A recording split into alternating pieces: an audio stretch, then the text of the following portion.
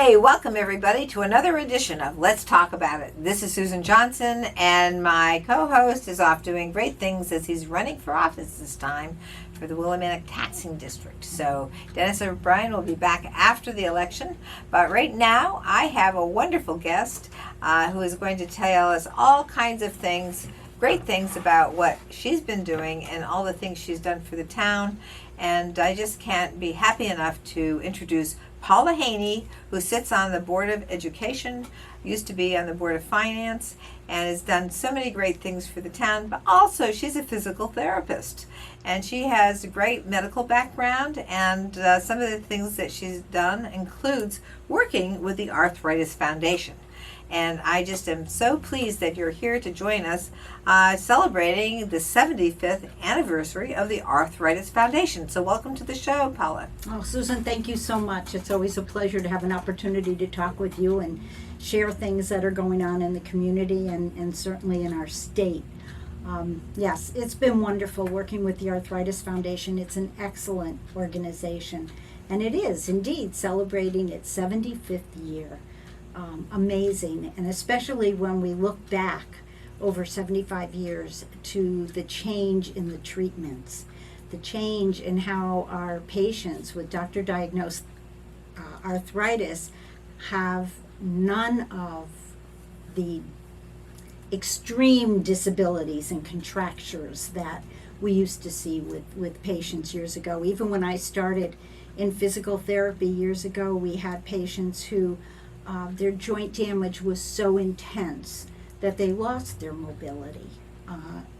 Many children, yes, children get arthritis too, and those kids usually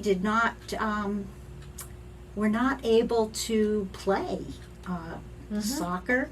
My goodness, many of them over time were in wheelchairs. Exactly. Well, why don't we start with the different types of arthritis, because sometimes we just use that term arthritis, and there are different types of arthritis, and I think it would be helpful because some people don't think in terms of children having arthritis, but it is an immune disorder, and what it does is your immune system does attack your bones and so on and so forth. But there's all kinds of different aspects to it, and I know you are a very good expert. So let's start off with let's go to from the most common to the least common. Okay. The most common that people know about is osteoarthritis, which in and of itself isn't an autoimmune disease, but in fact is a degenerative joint disease, which can occur because of the way someone's joints are made. So that would be, from birth. It could be trauma from accidents or injuries. Matter of fact, osteoarthritis rates as the third highest cause of discharge from the military for our soldiers because of the huge packs that they're required to have, certainly the injuries that they can sustain in war zones. So yes, it's huge, but we see it in our athletes, and we see it in everyday life. We always thought of arthritis as an elder's condition. But in fact, we know that our Yukon basketball players have sustained arthritic related injuries, and certainly that is a byproduct of a lot of our athletics. So a lot of physical things that people do, whether it's athletics or some types of work, where you would have regular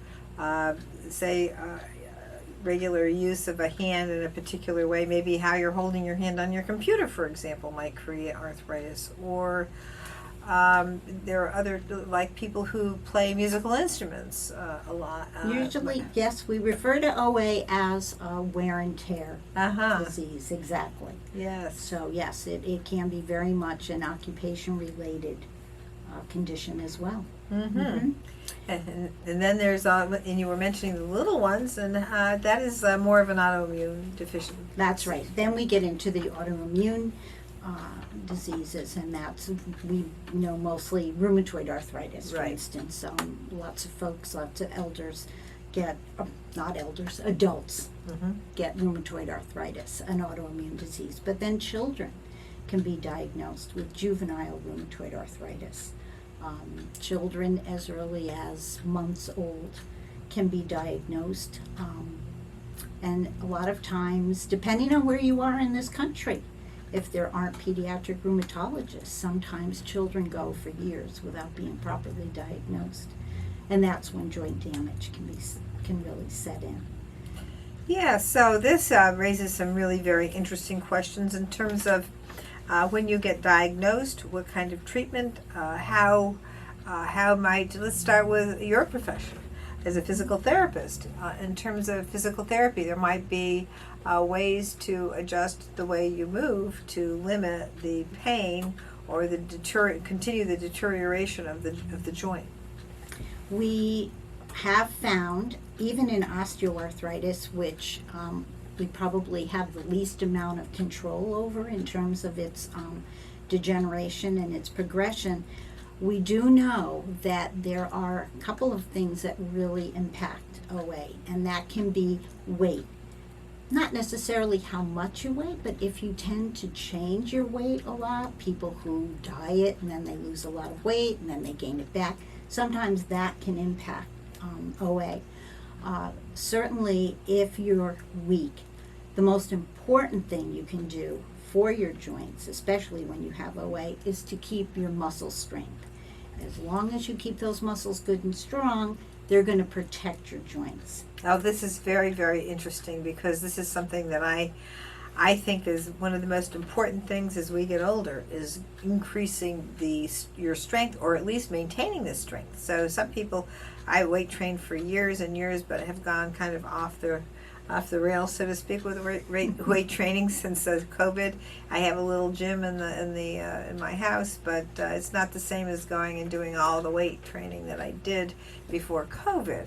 And I think that, just walking sometimes can help with some of these muscles, and making sure that the circulation is moving as it should, through from movement through the veins, and then of course pumped back through the system. So and the arteries.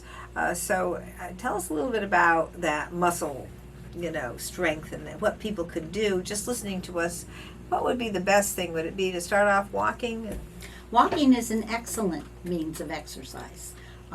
It does help, especially if you already have sore joints. Watch where you're walking. Mm-hmm. Sometimes walking on pavement can be, more difficult on the joints. So if you can find a nice trail, a nice place where tracks around the high school football field, for instance. It's a good spot. Yeah, it's good for the joints. Yes. That's a much better way.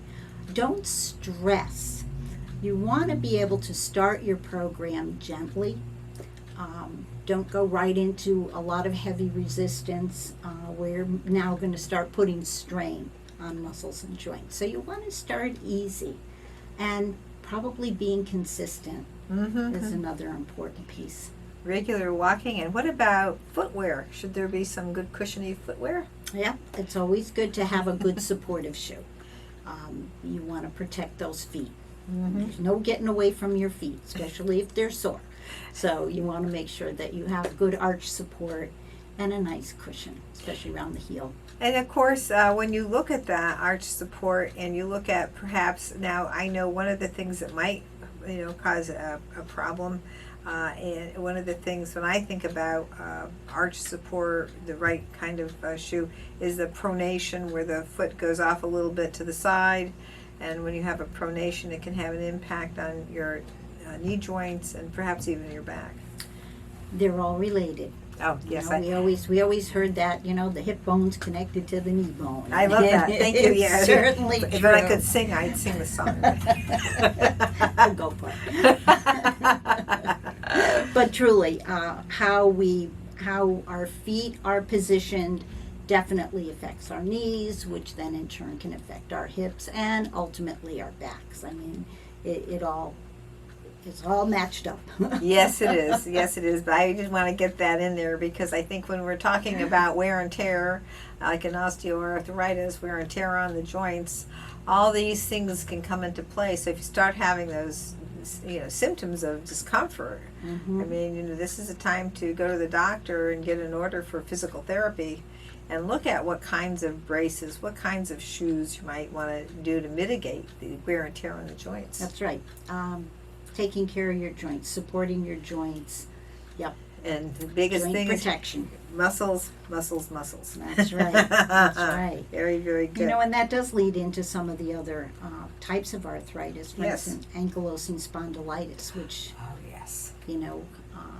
severely affects the spine. And then you're talking about things that have effects as a result of that is because of the difficulty in the back, you start losing your ability to stand up straight, to bring your shoulders back, which then affects your vital capacity and your ability to have your lungs working properly. So that's an effect of that. Psoriatic arthritis. Yes, well, ankylosing spondylitis is something that's very, very difficult and also is part of sometimes a genetic test can make a decision about whether or not you'd have ankylosing spondylitis. Mm-hmm. Yes, many of the autoimmune diseases usually have a genetic marker Yes. that is indicative of the potential for coming down with one of And the diseases. ankylosing spondylitis also can affect your vision. Okay. I actually have been studying it. My brother has Ah. ankylosing spondylitis. Oh, really? Yes, yeah. So Okay. that's been a real concern and in our family because I was tested for it as well because I have a little scoliosis, which is considered to be ankylosing spondylitis. So, but he tested positive for the genome test. So. I know there are, even with children, Mhm. vision can definitely be impacted. Yes, yeah. So that was one of the things. Go ahead. I'm sorry, I didn't mean to interrupt, but I No, thought it was no. interesting to find out that a lot of these immune deficiency disorders can actually be tested now with genetic testing. Mm-hmm. After we've come so far. This is big, though, to be able to do that. Now, the next thing I hope that we do. What was the next one after ankylosing spondylitis? Psoriatic arthritis. Psoriatic. Yes, please Mhm. go into that one. They do a lot of advertisements on TV with psoriatic arthritis. Well, and that's kind of personal for me because one of my sons was diagnosed with psoriatic arthritis probably about 10 years ago. And it affects the joints, Yep. as all arthritis does, but it also affects the skin. Yes. And Psoriasis. that can be extremely painful and embarrassing and, set yourself up for infection, being that they're, open wounds. So, yeah, that's a tough one. And that affects primarily the hands, the feet, and the back. And that's very, very difficult. The hands and the feet and the back, I mean, that's how we all get around. Exactly. So that's very, very difficult. And then to have the skin problem to go along with it, I mean, and I wonder, when that's diagnosed, is it because of maybe of something that happens with the skin and a dermatologist finds it, or? Well, very possibly. In our case, our personal case, my son was playing semi-pro football. Mm-hmm. And of course, at the end of the season, you're always banged up and swollen. But he came to me one day and he says, "Mom, my hands are just so swollen." And he had the very characteristic sausage-like swelling of his fingers, and that was a sign for us. I see. And you were, of course, able to identify it because of your background. But that is And off he went to a rheumatologist. very, very good. Very good. And so that is for the little ones, when the little ones have arthritis, tell us about that. And are there things that the parents can do to make sure their muscle strength is good to limit the pain? Well, I think we are very fortunate in the state of Connecticut to have some pretty incredible pediatric rheumatologists. Mm-hmm. Not all of our states are that lucky. Matter of fact, we'll be talking about the event tomorrow night, and one of the honorees for tomorrow night is Dr. Lawrence Zemmel, who was probably one of the first pediatric rheumatologists Wow. in our state. That's fabulous. And I think getting that diagnosis is the most important. And then from there, the appropriate referrals, medication, physical therapy, whatever equipment that they might need to protect their joints. Mm-hmm. So, yes, getting that diagnosis is the most important. Yes, that way you can maintain and make sure they have a normal life and as close to normal as you can get with these types of conditions, because these are all affect the movement, the ability for people to function, and moving is one of the things people want to be able to do. So I'm just very, very thrilled to be able to talk to you about what the Arthritis Foundation has been able to accomplish and some of the work that they've been able to develop all throughout Connecticut and the nation. And I'm wondering, in terms of making sure people have access to treatment, tell us a little bit about how the Arthritis Foundation does that. The Arthritis Foundation has a very active advocacy group. Yes. Including you, including Paula Haney. I am privileged to be the advocacy chair for Connecticut's chapter. Thank you for that work. Thank you. We have worked for years locally. I've worked with you. Yes. I remember going to the bill signing for the first part of our step therapy Yes. bill, which we can talk about. But we do have every year our Day on the Hill. Mm-hmm. And we have, some years we have representation from just about every state to go to the Hill, talk to our representatives, talk to our senators about bills that impact people with arthritis. This year was our first year back in person after COVID, so it was a pretty incredible year. We got there the day of the first session. Folks were just getting back to their offices. But we had two very important bills that we were asking for their support, and that is one is called the Safe Step Therapy Bill, which is for those cases where insurance companies will quite often request that a patient take a lesser expensive medication regardless of what the rheumatologist has prescribed as a trial before receiving the medication that the doctor actually feels the patient requires. And this did happen to my son as well. When he was first diagnosed, his flare was so great that the doctor felt he needed a biologic.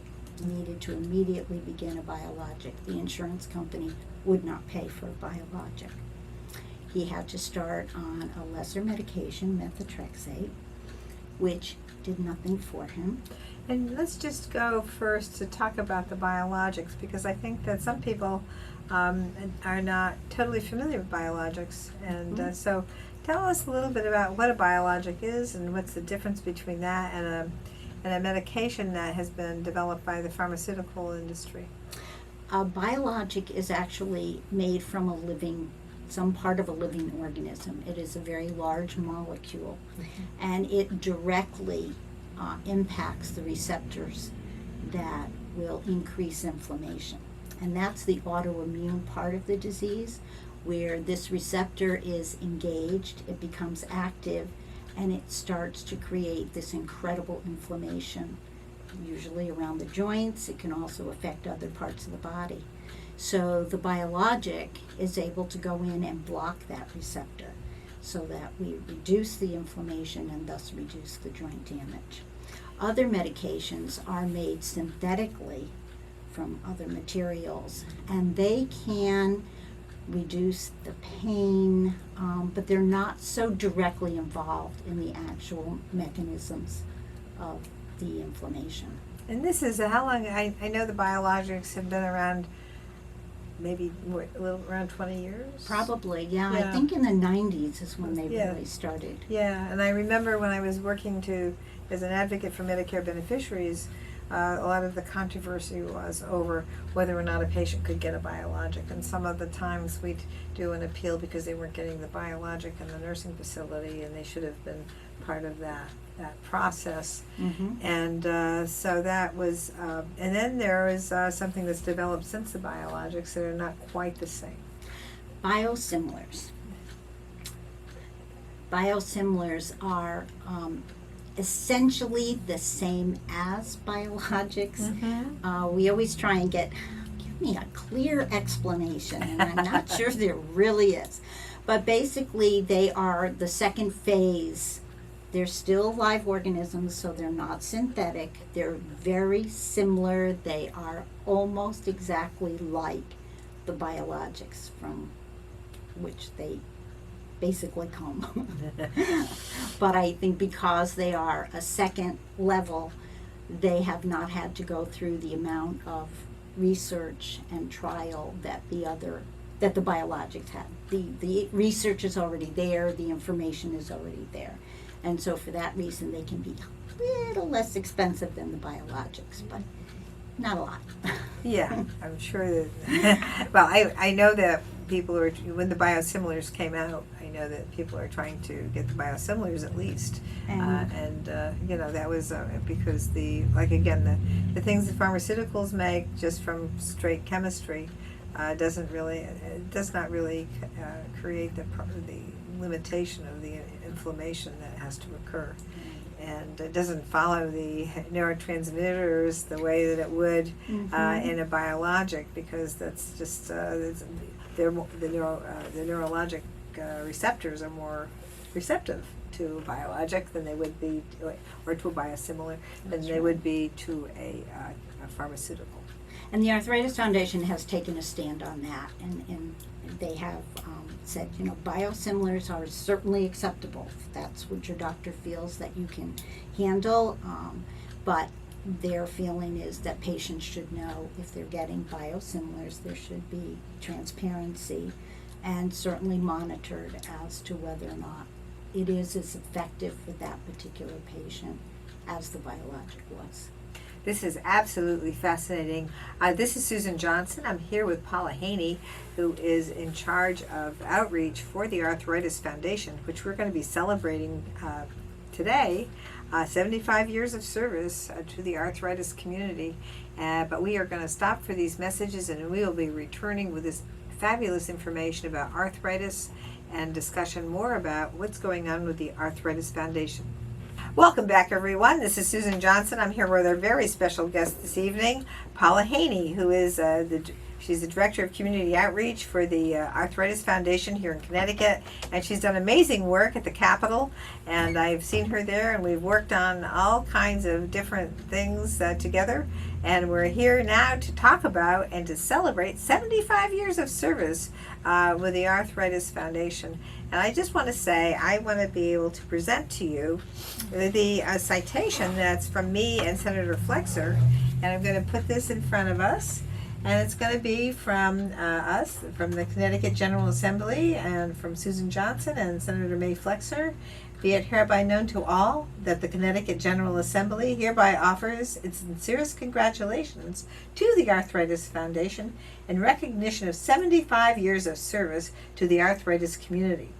The Arthritis Foundation has facilitated healthcare access changes that have helped people with arthritis live healthier lives through medication improvements and physical therapy care. The entire membership extends its very best wishes on this memorable occasion and expresses the hope for continued success given the 29th day of September at the Capitol.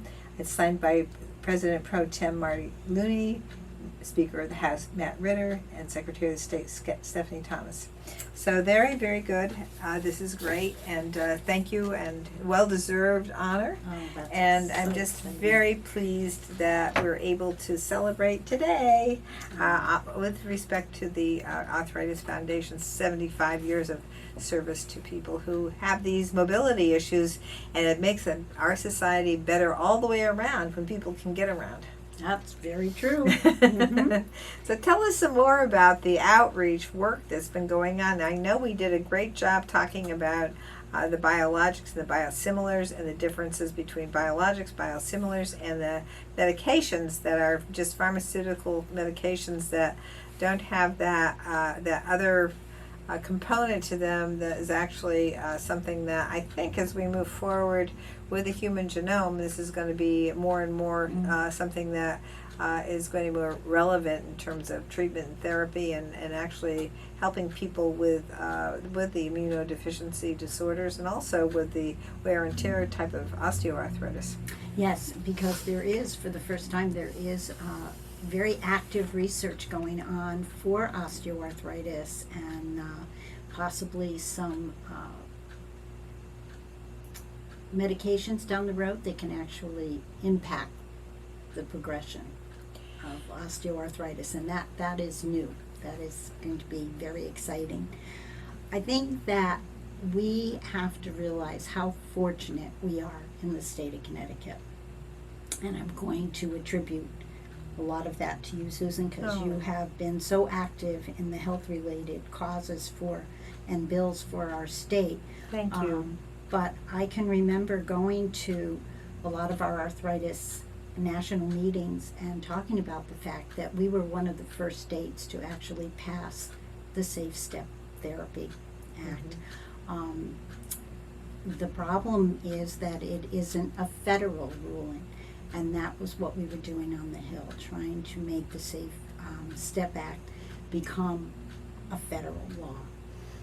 Along with the what is called the Health Copays Count Bill. And that is, that's a big one. That's for big. folks. Yes, it is. Tell us about that because that sounds to me like it's going to be a huge plus for the average person that has to deal with these things. There are, for folks that are suffering from chronic illnesses and medications that are very expensive, you'll often see an advertisement that the pharmaceutical company can assist you if you have trouble paying for your medication.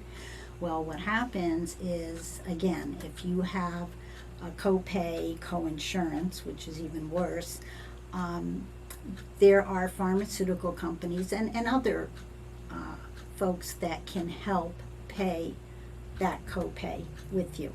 The trouble is that's usually just a certain amount of money. So the person will start the year with this kind of assistance to pay for their medications, and then maybe 2 months down the road, that assistance is used up. And they are suddenly faced with paying the full amount of their copay or their coinsurance. Now, for some folks who are on, your basic pharmaceuticals, that probably doesn't sound like a lot. But when you're on medications that can cost up to $6,000 a month, that assistance is much needed. And so what the Help Copays Act is about is making that assistance part of your deductible. So that once you reach your deductible in your insurance plan, then your medications are paid for. Well, what's happening is that assistance right now is not being used towards the deductible. So when that assistance ends, the person is held responsible for their entire copay or coinsurance until they reach their deductible, which could take time.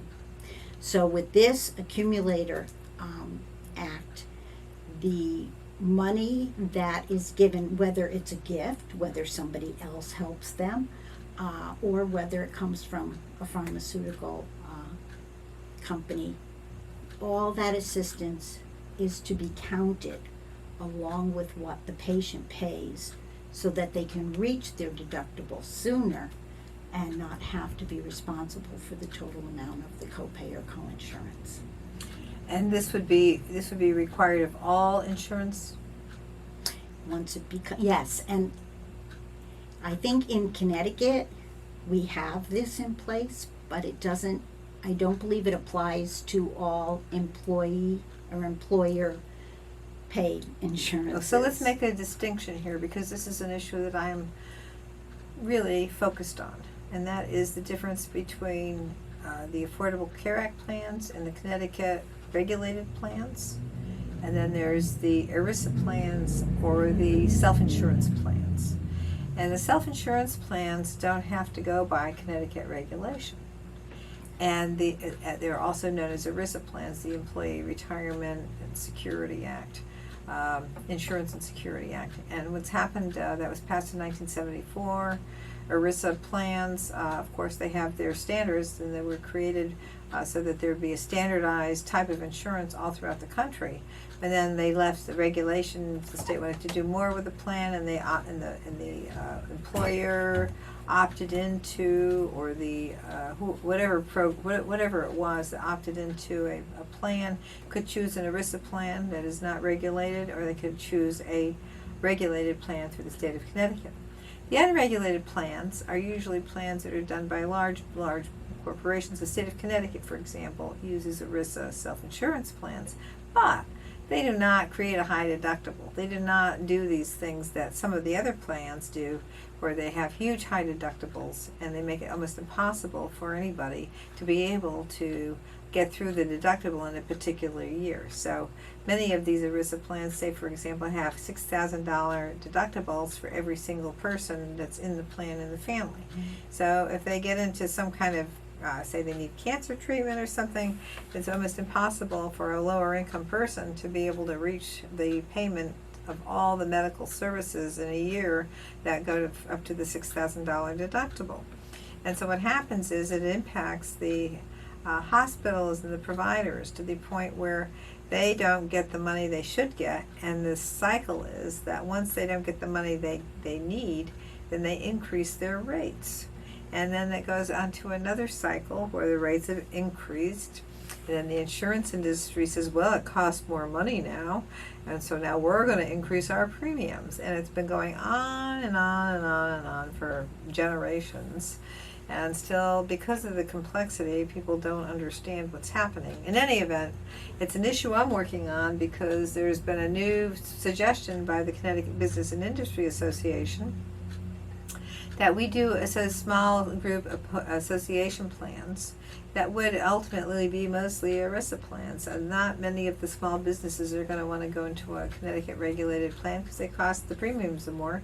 The deductibles are lower and it's more usable, but it's always the attractive lure of the low premium, high deductible plan that gets people, and it's what's gotten people here, I think, in our town insurance plans too, right here in Wyndham. So that's one of the things to understand is the differences, and I think sometimes people attribute these high deductible plans to the Affordable Care Act, which it is not. It's ERISA.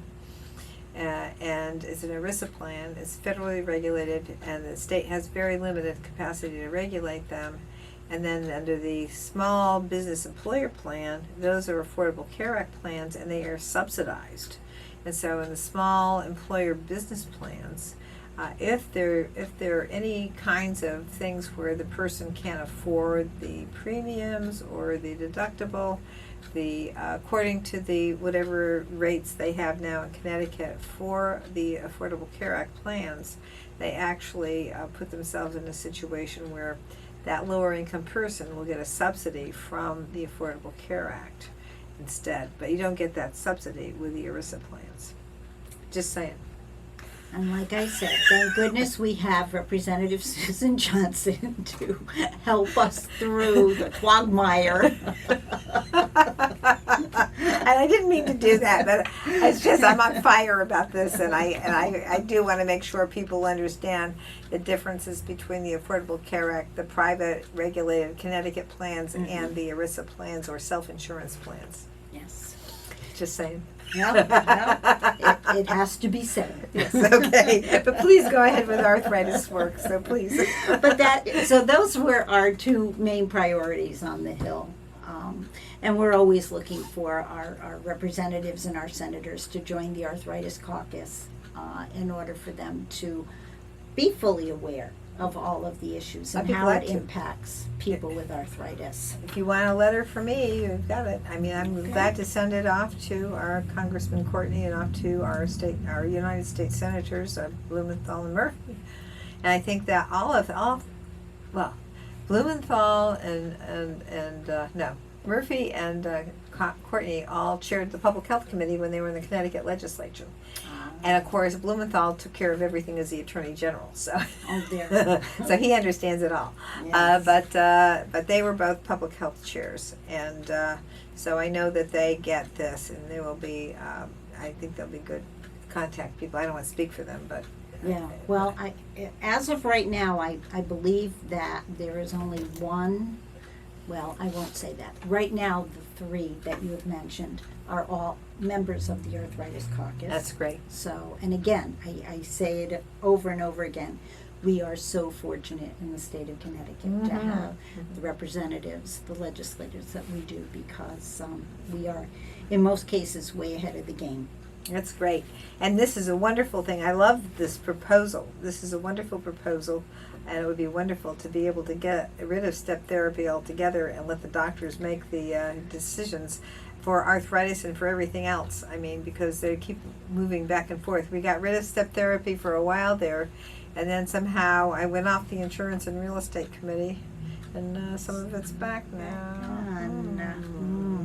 Things that make you go, Yeah. But I'm coming back. Yay! No, it's true. Yeah, I they, mean, they put it in these little places. you know, and the thing is that, you know, even in my son's case, you know, for that amount of time that he should have been on a biologic, that Right. he wasn't, how much joint damage was going on. Thank you. Yes. That, you know, Horrible. It's horrible because by taking that away down the road, they create a bigger problem and a more expensive problem for somebody, and it's really not smart. I mean, there's just these things, and I could never figure it out. Why would you do that when it's going to cost so much less in the long run to do that's this? true. I mean, minimizing the damage and disability, and never mind the hospitalizations. Thank you. Yes. All these things, joint replacements, all kinds of things. And while we're thinking of joint replacements, how does that work with osteoarthritis and some of the other types of arthritis? Is there different types of joint replacements for different types of arthritis? I'm not so sure that there are different types. Okay. It usually is according to a person's makeup. There, some people have allergies to certain types of metals. Sure. So usually, and now with our robotics and our ability to actually customize a joint replacement prosthesis. Wow. I mean, that's just amazing, rather than, you know, just taking a generic one off the shelf, and now they can actually customize, especially knees, which is I've incredibly helpful. That is huge. The knees are really the place where you see so many people have so much difficulty as they age, and having the knee replacements are something that can really revive someone's ability to move. And it does take a lot of therapy, even though, you know, knees only bend and straighten. There's a lot of stress on knees, and you really do need a lot of good rehab after having a knee replaced. And while we're talking about the knee replacement, before you get to knee replacement, sometimes there's things that you can do to mitigate some of the pressure on the knee, like using a cane or a walker. Can you tell us a little bit about that? My goodness, that is probably one of the mantras that we have utilized for years. People who absolutely refuse to use a cane. There's so because many, yes. There's a little bit of vanity involved, or I just don't need it.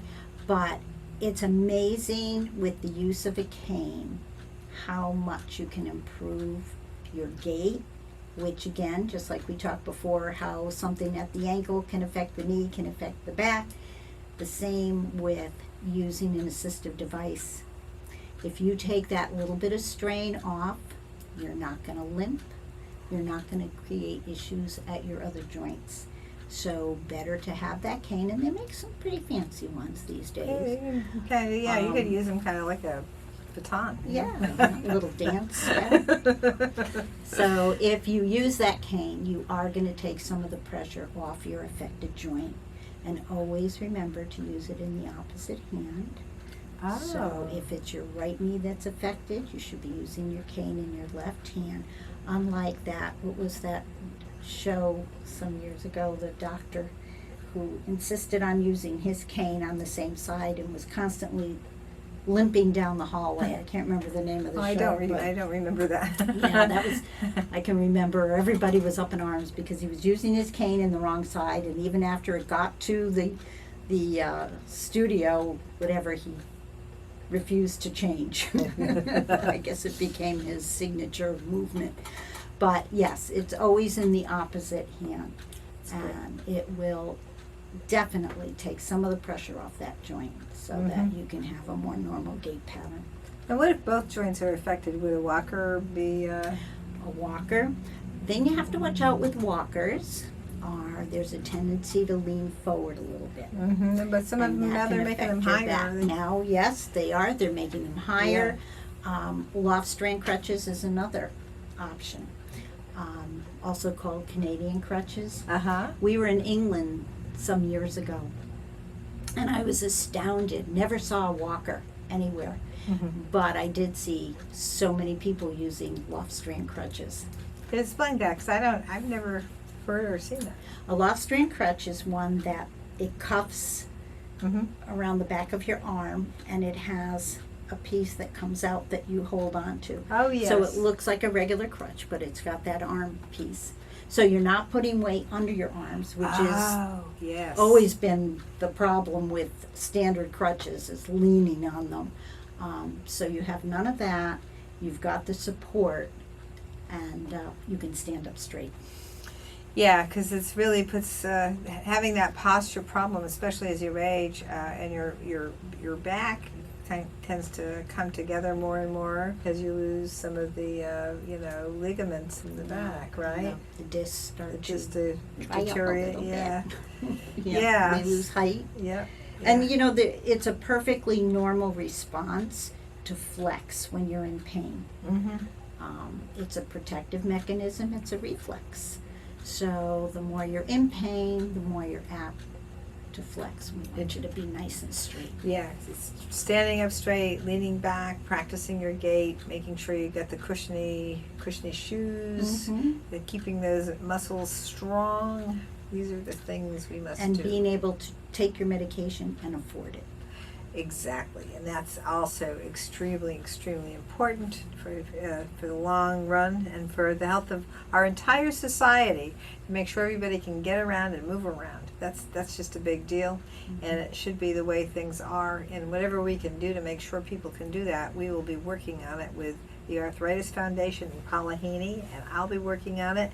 And we've got a couple more minutes. You want to say a few more things? What words of advice can you give to folks about what they should be doing if they have a little pain? Maybe it's time to see the doctor and get an order, something like that. Yeah, I mean, there's so many ways that we can diagnose what's going on with our joints, and if in fact you are in the throes of an autoimmune disease. So there's no reason why anybody should have to be in extreme pain anymore. Let's get to the doctor, let's get a diagnosis, let's get our treatment managed. And people now are so much more in control of their lives, and that's a wonderful thing. That's actually how I started out in the Arthritis Foundation, was developing a program of self-management. And let's take control. Let's take control. Absolutely.